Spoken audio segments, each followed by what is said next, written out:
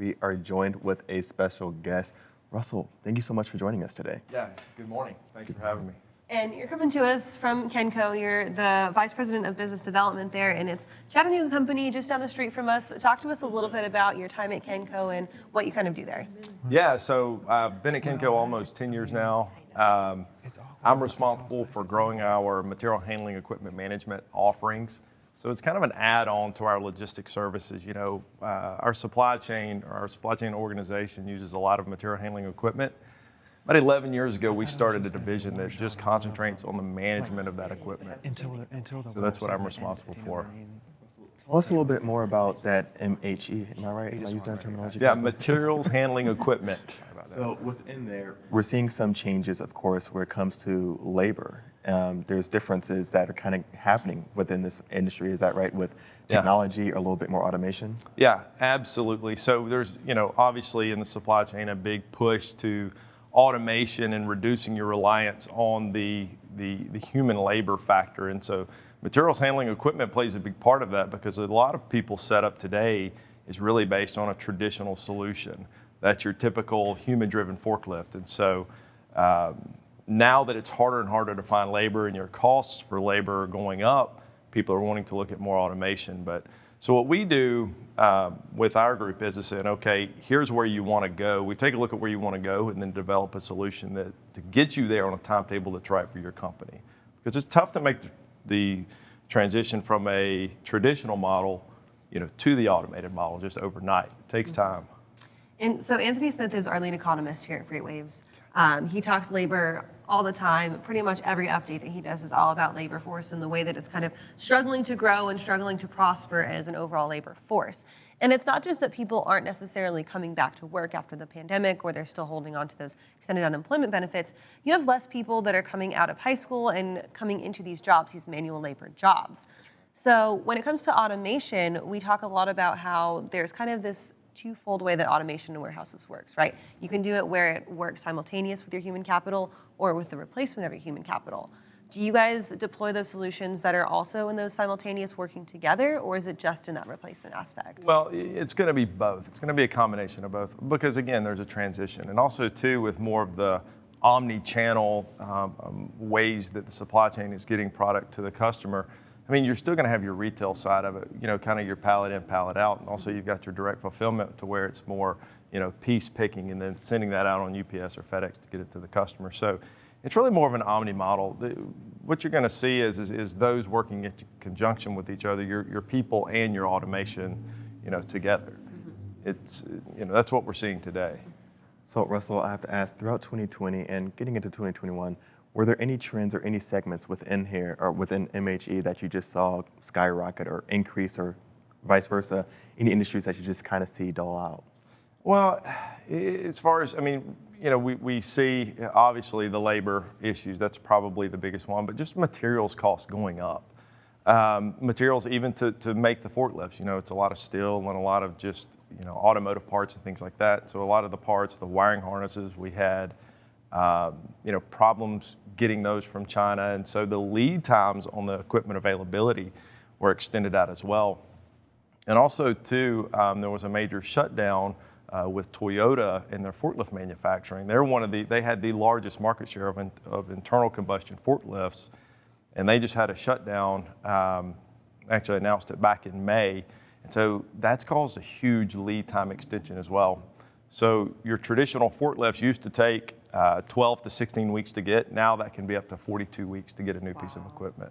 So you're looking at almost an entire year almost wasted without this equipment. Are you leaning more on your people at this point in time, or are you trying to have to shift your solutions to something else? Well, it's a good time to maybe take a look at a different type of technology. So a lot of people that were kind of on the fence on automation, now that their equipment may not be arriving for another year or their orders were canceled, they may say, hey, you know, let's look at a new technology, maybe lithium-ion batteries, maybe a more automated solution. And then also too, can we extend the life of our assets? Can we take kind of a deep dive into our equipment, maybe overhaul them, spend some more money on labor, and get the equipment back up to where we need it to produce? So kind of diving back to the changes within the industry, we mentioned labor, of course, more technology entering. I think historically there has been issues with the ROI on that. Do you guys see that there now, that return on investment's there? It's definitely coming down. Absolutely. I mean, with every dollar that the labor market is demanding, the shorter that ROI is getting to invest in this new type of equipment. So, and also too, the equipment is adapting as well to where, used to it may just be, bots that followed you around or an automated guided vehicle that follows a path, maybe taking materials to a line. They're able to do a lot more, and their cost is coming down. There's more people entering the market, and a lot of that R&D cost is being made up. So the ROI is coming down significantly. So I host a separate podcast called At Your Doorstep, and we focus a lot on warehouse automation, whether that's for e-commerce or for all of the above things. And something that I've heard kind of a common thread through the people that I've interviewed is that adding automation extends the life of your workforce because it takes down, whether workers are having to used to have to walk 12 to 15 miles a day on a warehouse floor, brings it down to 2 to 5, right? This extends their well-being, this extends the life of how long they can be with your company and really their overall happiness at work too. Are you guys seeing that as a trend too with what you guys are doing at Kenco? Well, we think so, and that's not necessarily in my area of expertise, but yes, overall, I think it allows, your good employees are always going to be around. We're going to need those to do a lot of the important roles, the management roles and things like that within the warehouse. But yeah, I mean, a lot of the automation is just taking out the long runs, and a lot of the tedious over and over and over things. So that's really what the automation is replacing. Definitely. Can you dive into that a little bit more? So I think one of the biggest fears around automation is that it's going to be replacing people as opposed to helping out and assisting people. So this isn't just like a replacement of jobs, but more so an enhancement. And so maybe new skills needed? No, absolutely. It'll give a lot of your employees an opportunity to learn new skills and almost get into more of an engineering type role, to learn how to program the automation and learn how to how to just make it more and more efficient. So absolutely. It's really, automation again is just kind of almost taking out the lower end things that maybe a lot of people don't want to do anyway. So we have kind of one of our buzzwords that we talk about all the time is visibility, right? Visibility solutions, visibility awareness. How am I going to get more visibility into what's going on? And you mentioned that in order to deploy these solutions, you first have to have an understanding of where you are at first. Talk to us about kind of what you guys use for this visibility and how you're providing this visibility to your clients in order to get them that benchmark. Absolutely. I mean, how do you know where how do you know if you're getting to where you want to go if you don't know where you started, right? So it is. So our materials handling division at Kenco, really we piggyback on our supply chain driven mindset. It's really data intensive to operate a supply chain organization. And so we got to take that over into our materials handling management as well. So we collect a lot of data. We've got mechanics in the field with iPads, and they collect, every time they touch of a piece of equipment, what's the utilization, what are the parts being consumed on it. So really, we take that data intense mindset and really just build out a profile of your entire network and establish a benchmark or baseline where you're at today. And then we can use that to build upon, where you want to go. So kind of talking more along that timeline, how does a company, or what's that timeline that a company would kind of operate on when looking at when is the right time to kind of implement some of this automation?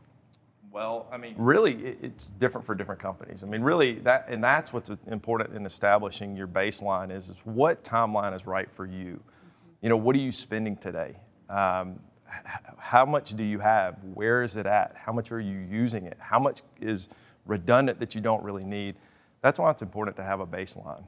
But really, it's different, Anthony. For different companies, that timetable is different. But I would say that now is as good a time as ever to at least start taking a more serious look at it, or at least putting together a strategy. Here's where we ultimately want to be. Have that baseline now. Here's where we're at. Help us get to where we want to go.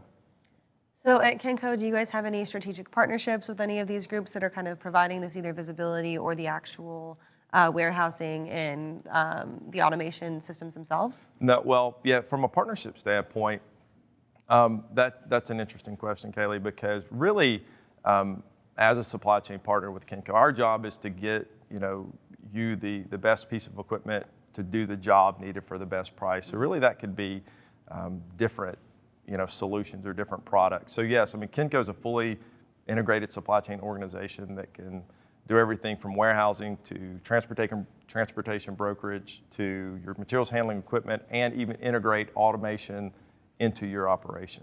So yes, we can fully do it. So kind of talking about those solutions, so I guess one of the other things that we just chatted about was those extended lead times and that lack of availability. One of the solutions I think I heard you kind of talking about is just extending the life on some of those products. Can you talk a little bit more about that? Yeah, absolutely. With a good strategy or maintenance plan in place, then you can take a lot of your assets that were typically, only lasting, maybe 4 or 5 years, and maybe get an extra year of life out of them. And again, that's where that visibility and proper coverage comes in. You really, if you know what you want to get out of your piece of equipment, if you do a good assessment of that equipment, say, hey, we could invest another X amount into your equipment and get it to the point where it'll last you an extra year, that's really what that is.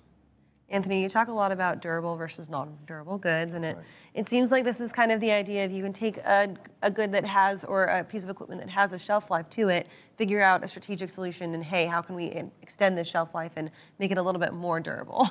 Yeah. No, absolutely. When we acquire a piece of equipment, we want to know the end of life for that piece of equipment when we purchase it. And then what do we expect to get out of it during that lifespan?